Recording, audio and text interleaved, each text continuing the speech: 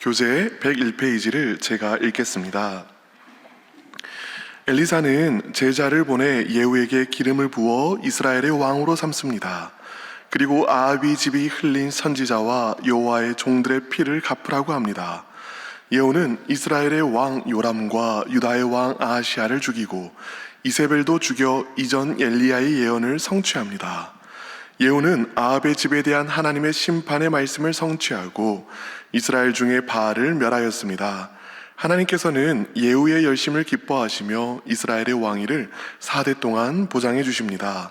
하지만 예후는 베델과 단에 있는 금송아지를 섬기는 죄에서는 떠나지 않습니다. 하나님께서는 하사엘을 통해 이스라엘이 침략을 당하도록 하셨고 죽은 예후의 뒤를 이어 여호아스가 왕이 됩니다. 여러분, 열왕기를 꾸준히 읽다 보면은요, 하나의 패턴을 파악하게 됩니다. 북이스라엘의 왕들은요, 여로보암의 죄를 똑같이 범했는지 안 범했는지로 평가받고요, 남유다의 왕들은 다윗의 삶을 따랐는지 따르지 않았는지로 평가받는 것을 보게 됩니다. 그러면 그 기준에 따라 왕들을 평가해 보면 어떻게 될까요? 북이스라엘의 왕들은요, 하나님의 시선에서 볼 때 모두가 다 악한 왕이었으며 남유다에는 7명의 선한 왕이 있기는 있지만 그마저도 다 결점이 가득한 왕들이었습니다. 결국 모든 왕들에게는 각자의 죄가 있었다라는 것이지요. 왕들 모두가 다 실패했다는 겁니다. 왜지요? 한 분이신 하나님, 하나님만이 진정한 왕이시기 때문입니다.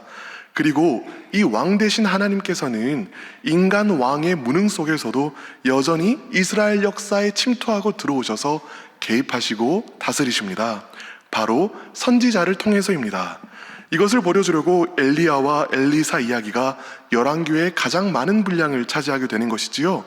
엘리야와 엘리사는 이스라엘의 병거라고 불립니다. 군사력을 담당했다는 것이지요. 뿐만 아니라 백성들이 어려울 때에는 양식을 공급합니다. 그리고 병들었을 때에는 치유자가 되어줍니다. 실질적인 통치자의 역할을 하나님의 선지자들이 하는 것입니다. 그런데 하나님께서 이스라엘을 통치하시는 또 하나의 방법이 있습니다. 바로 왕이 될 자들에게 이 선지자들을 통하여 기름을 부으시는 것입니다.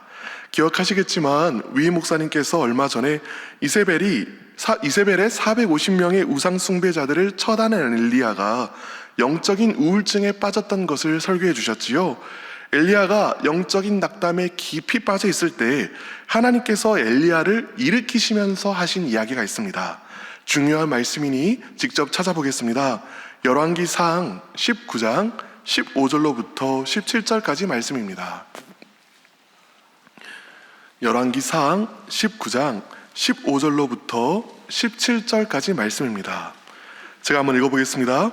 여호와께서 그에게 이르시되 너는 내 길을 돌이켜 광야를 통하여 다메섹에 가서 이르거든 하사엘에게 기름을 부어 아람의 왕이 되게 하고 너는 또 nim시의 아들 예후에게 기름을 부어 이스라엘의 왕이 되게 하고 또 아멜브홀라 사밧의 아들 엘리사에게 기름을 부어 너를 대신하여 선지자가 되게 하라. 하사엘의 칼을 피하는 자를 예후가 죽일 것이요 예후의 칼을 피하는 자를 엘리사가 죽이리라. 하나님께서는요, 차라리 나를 죽이소서 하는 엘리야에게 3명의 왕을 찾아 기름을 부으라고 이야기를 하십니다.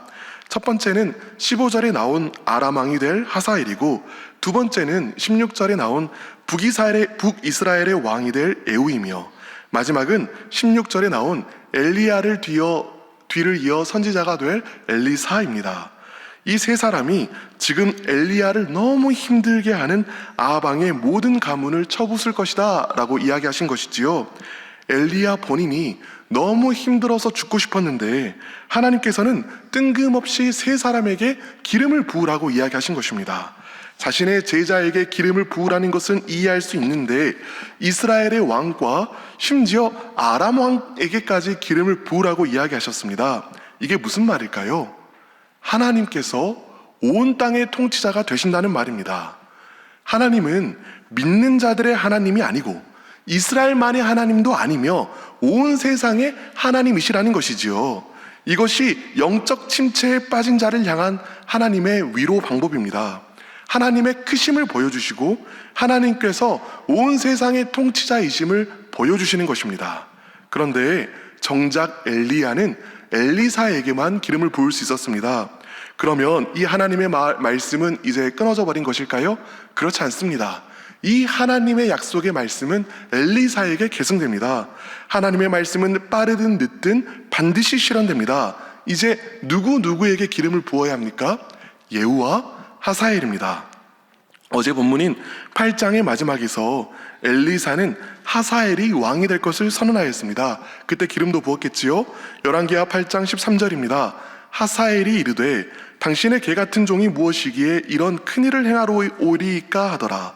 엘리사가 대답하여 이르되 여호와께서 내가 아람 왕이 될 것을 내게 알게 하셨느니라 하더라. 그리고 정말 예언 그대로 하사엘은 아람 왕 베나닷을 죽이고 자신이 아람 왕이 되었습니다. 그럼 이제 누구만 남았지요? 예후만 남았습니다. 그래서 오늘 본문인 9장에서는 엘리사가 예후에게 기름을 부었습니다. 2절과 3절을 함께 읽어보겠습니다. 시작. 거기에 이르거든 nim시의 손자 요사밧의 아들 예후를 찾아 들어가서 그의 형제 중에 일어나게 하고 그를 데리고 골방으로 들어가 기름병을 가지고 그의 머리에 부으며 이르기를 여호와의 말씀이 내가 네게 기름을 부어 이스라엘의 왕으로 삼노라 하셨느니라 하고 곧 문을 열고 도망하되 지체하지 말지니라 하니, 하사엘과 마찬가지로 예언대로 예후는 왕이 되어서 이세벨과 아합왕의 모든 혈통들을 다 죽입니다. 그것이 오늘 본문인 열왕기하 8장과 9장의 내용이지요. 그리하여 하나님의 약속의 말씀이 다 이루어지고 하나님의 주권과 통치하심이 드러나게 됩니다. 그래서 주의 깊게 오늘 본문을 읽으신 분들은 느꼈겠지만 하나님께서 엘리야를 통하여 하신 말씀이 다 이루어졌다라는 말이 반복되어 나오는 것이지요. 사람이 보기에는 사람 왕이 다스리는 것으로 보이는데 실제로는 사람이 다스리는 것이 아니라 하나님이 다스리고 있다라는 것입니다. 그 너머에서 왕들에게 기름을 부으시는 하나님이 계시고 온 세계를 그 하나님이 통치하신다라는 것이죠. 이처럼 육의 눈으로 보는 것과 영의 눈으로 보는 것이 너무나 다릅니다. 열왕기하는 이 사실을 지속적으로 이야기하고 있습니다. 나아만은 자기 몸에 피어오른 나병을 보지만 엘리사는 영의 눈으로 치유의 요단강을 봅니다. 게하시는 자신의 성을 둘러싼 아람 군대들을 보지만 엘리사는 온 성을 가득 채운 불병거와 불말을 봅니다. 왕의 장관은 포위되어서 굶어 죽게 될 것을 보지만 엘리사는 내일이면 하나님께서 구원해 주실 것을 봅니다. 여러분은 무엇을 보고 계십니까? 여러분은 여러분들을 힘들게 하는 문제를 보고 계십니까? 아니면 여러분들을 통치하시는 주권자 하나님을 보고 계십니까? 우리는 육신을 가진 사람이라 육신에 보이는 것에 현혹되기 쉽습니다. 세상에서 벌어지는 온갖 악한 일들과 지금도 벌어지고 있는 전쟁을 보면 하나님이 통치하시는 게 맞나 생각하기가 쉽습니다. 그래서 믿음으로 생각하는 것이 아니라 육신으로 생각하려고 한다는 것이죠. 영으로 생각하는 것이 아니라 육으로 생각하려 합니다. 그러나 성경은 한결같이 말합니다. 믿음의 눈을 열어보라는 것이지요. 그럼 누가 통치하고 있습니까? 하나님이 통치하고 계십니다. 하나님께서 다스리고 계십니다. 이런 말이 마음에 와닿지 않는 분도 계실 것입니다. 그런데 목사님, 그런 큰 문제와 비교해 보면 내 삶의 일들은 너무나 작은 일에 불과합니다. 내 건강의 문제, 내 재정의 문제, 내 관계의 문제는 너무나 작은 일이어서 그렇게 크신 하나님께서 개입하실 것 같지가 않습니다. 그런데 여러분, 열왕기하는 또 무엇을 이야기합니까? 하나님께서는요, 아무것도 없는 수냄 여인에게 아들을 주셨고 또 그 아들을 살려주셨고 땅까지 돌려주셨습니다. 한 선지생도의 물에 빠진 도끼를 건져주셨습니다. 무엇보다 우리 주 예수님께서 공중의 새를 보아라, 들에 핀 백합화를 보아라고 이야기를 하셨습니다. 보고 믿음을 가지라는 것이지요. 우리가 믿는 크신 하나님께서는 하늘을 뚫고 내려오셔서 우리 삶에 개입하시는 하나님이십니다. 우리 삶에서 역사하시는 하나님이십니다. 그러므로 여러분, 현실에 낙심하지 말고 믿음의 눈을 크게 열고 역사하실 하나님을 기대하시기 바랍니다. 하나님께서 행하실 것입니다. 첫 번째 기도 제목입니다. 믿음의 눈을 열어 하나님의 주권을 신뢰하게 하소서. 믿음의 눈을 열어 하나님의 주권을 신뢰하게 하소서.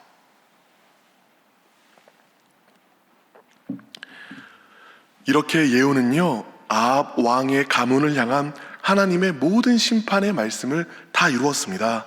하나님께서는 예후의 열심을 기뻐하셨고 이후에 4대에 이어서 예후의 가문을 이어가겠다라고 말씀하셨지요. 10장 30절을 함께 읽어보겠습니다.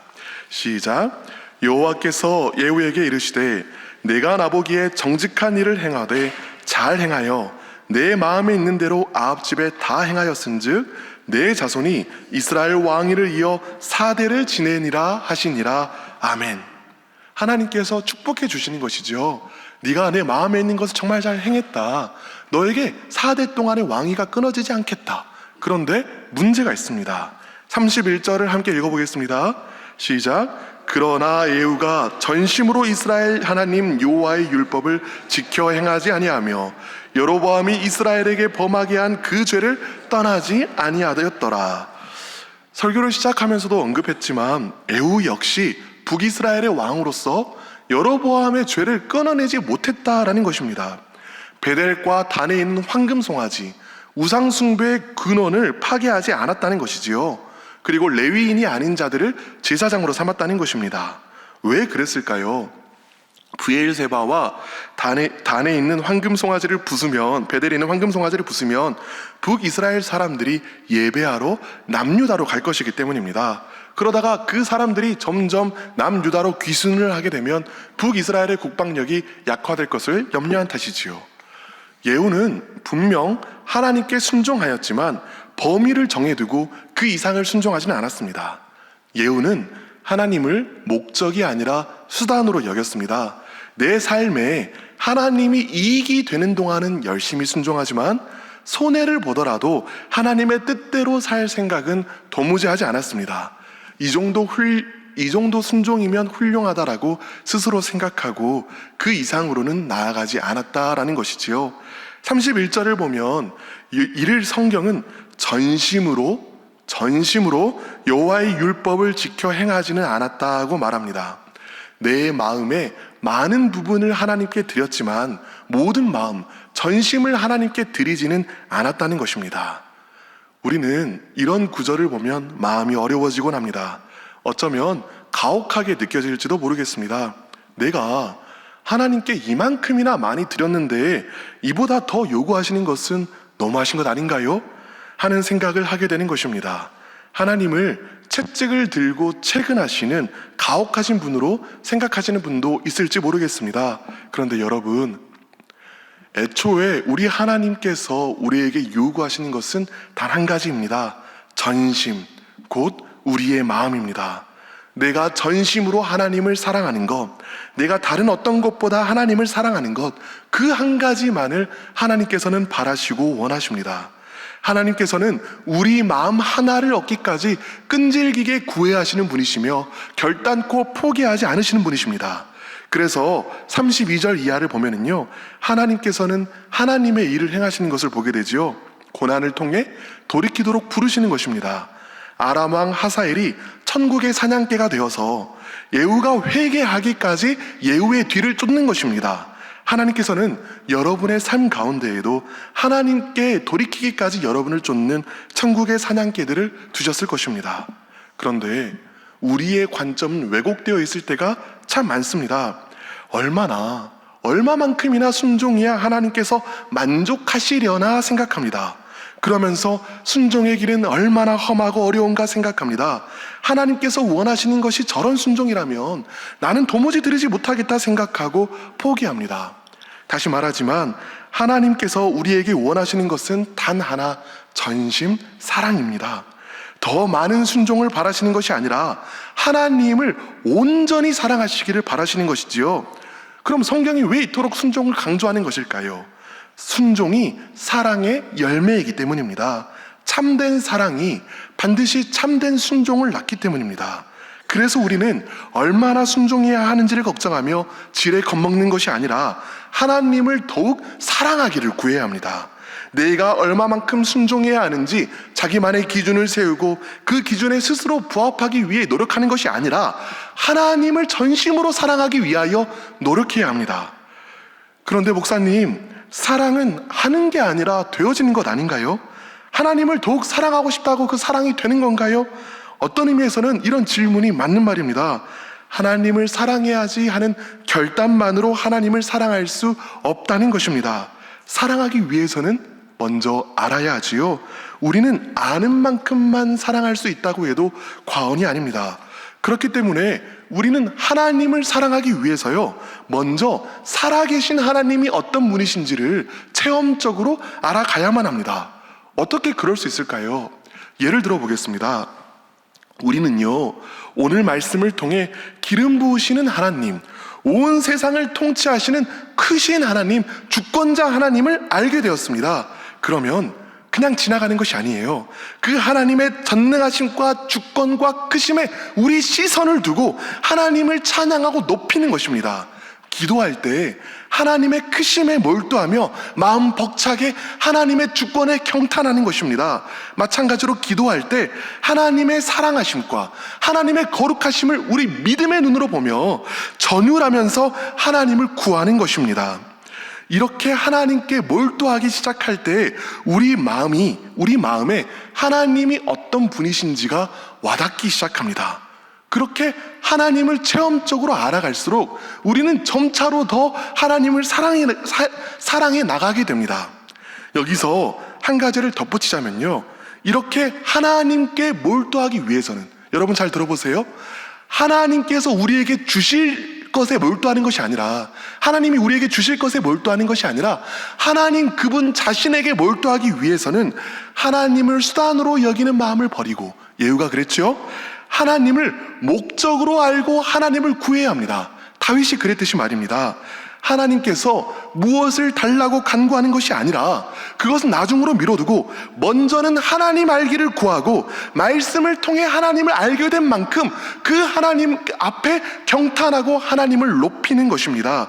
그렇게 하나님을 체험적으로 알아가면 알아갈수록 우리는 하나님을 더욱 사랑하게 됩니다. 하나님을 향한 사랑이 내 안에서 실제적으로 커져가기 시작합니다. 그래서 잠언은 이렇게 이야기합니다. 나를 사랑하는 자들이 나의 사랑을 입으며 나를 간절히 찾는 자가 나를 만날 것이니라. 우리가 하나님을 찾고 갈망하기 시작할 때에, 하나님을 바라보며 하나님께 몰두하기 시작할 때 하나님께서는 우리로 하여금 하나님을 더욱 사랑하게 하시고 또한 하나님의 사랑을 입게 하십니다. 여러분, 오늘 기도 시간에 여러분의 문제만을 바라보는 그 시선을 잠시 거두고 하나님을 바라보시기를 원합니다. 느껴지지 않더라도, 와닿지 않더라도 오늘 말씀이 그렇게 말하고 있기 때문에 기름 부으시는 하나님의 크신 주권을 찬양하고 높여서 그 크심에 전율하시길 바랍니다. 지금 내가 바라는 것은 한 가지, 하나님을 더욱 사랑하는 것이라고 고백하시고 하나님께 전심을 드리길 원한다고 고백하시길 바랍니다. 여러분이 하나님의 사랑을 입게 될 것입니다. 두 번째 기도 제목입니다. 하나님을 전심으로 사랑하게 하소서. 이제 두 가지 기도 제목으로 기도하겠습니다. 첫 번째 기도 제목입니다.